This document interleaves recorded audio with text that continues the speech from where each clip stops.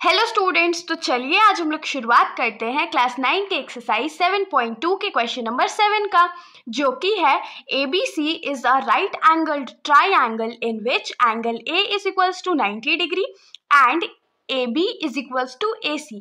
Find angle B and angle C। तो इस question में हम लोगों को क्या बोला गया है कि हमारे पास एक राइट एंगल ट्राइंगल है जिसका नेम क्या है ABC, और ये जो ट्राइंगल है हमारे पास उसमें एंगल A जो है उसका मेजरमेंट कितना है तो 90 डिग्री है। और आगे क्या बोला गया है कि साइड AB जो है वो AC के बराबर है। तो हम लोगों को इतना इन्फॉर्मेशन गिवन है और उसके बाद हम लोगों को एंगल B और एंगल C का वैल्यू फाइंड करके बताना है।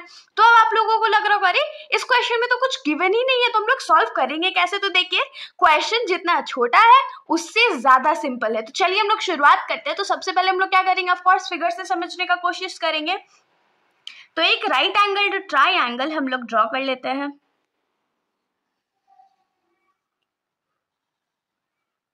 मान लीजिए ये हमारा राइट एंगल ट्राइंगल है और क्या बोला कि राइट एंगल ट्राइंगल जो है वो एंगल A पे 90 डिग्री है, मतलब ये 90 डिग्री वाला एंगल है। तो ये A होगा, इसको हम लोग नेमिंग B कर लेते हैं और इसको C कर लेते हैं। ये हम लोगों को पता है ये हमारा 90 डिग्री हो गया। आगे हम लोगों को क्या बोला था कि साइड AB जो है, ये वाला जो साइड है वो साइड AC के बराबर है, ये हम लोग को गिवन है। और हम लोगों को फाइंड क्या करना है, एंगल B और एंगल C का वैल्यू। तो ये क्वेश्चन बहुत सिंपल है। देखिए एक एंगल तो हम लोगों को पता है और हमने अभी बहुत सारे क्वेश्चंस ऐसे सॉल्व किए थे जिसमें हमने क्या पढ़ा था कि अगर किसी ट्राइंगल में दो साइड्स इक्वल है तो इसके अपोजिट वाले जो एंगल होंगे वो भी आपस में इक्वल होंगे। तो अगर AB AC के बराबर है तो AP के अपोजिट कौन सा एंगल है, एंगल C, और AC का अपोजिट एंगल B है। तो यहाँ से हम लोग को क्या मिल जाएगा कि एंगल B और एंगल C आपस में इक्वल है। उसके बाद हम लोग angle sum property of a triangle का यूज करके इस क्वेश्चन को एकदम आसानी से सॉल्व कर लेंगे। तो चलिए सॉल्व करते हैं।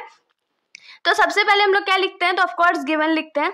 तो गिवन हम लोगों को क्या है कि एंगल A जो है वो 90 डिग्री है, और दूसरा हम लोगों को क्या गिवन है कि AB जो है वो AC के बराबर है, ये हम लोगों को गिवन है। हम लोगों को फाइंड इसमें करना है, तो डायरेक्ट हम लोग सॉल्यूशन पे आते हैं। तो देखिए हम लोग क्या लिखेंगे,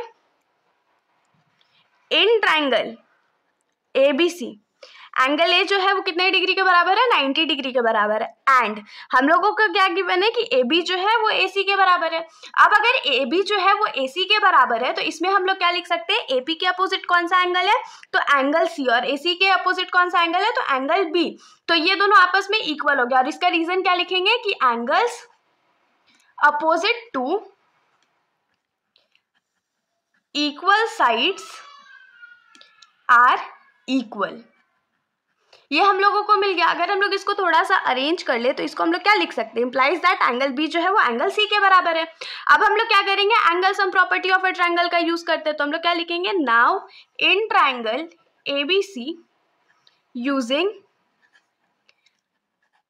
angle sum property of triangle, angle sum property of triangle use करके हम लोग क्या लिख सकते हैं कि angle A plus angle B plus angle C कितने डिग्री के बराबर हो जाएगा तो 180 डिग्री के बराबर हो जाएगा। अब उसमें भी एंगल A का वैल्यू हम लोगों को 90 डिग्री पता था, एंगल B रहने देते हैं और एंगल C के जगह हम लोग एंगल B ही लिखते हैं। एंगल B क्यों लिखेंगे, क्योंकि ये दोनों तो इक्वल था, तो कोई भी लिखे क्या फर्क पड़ता है, इज इक्वल्स टू 180 डिग्री हो गया। तो angle B plus angle B क्या हो गया, 2 एंगल B 180 डिग्री, और ये जो 90 डिग्री इधर प्लस में है उसको राइट साइड भेज के माइनस में कर देंगे।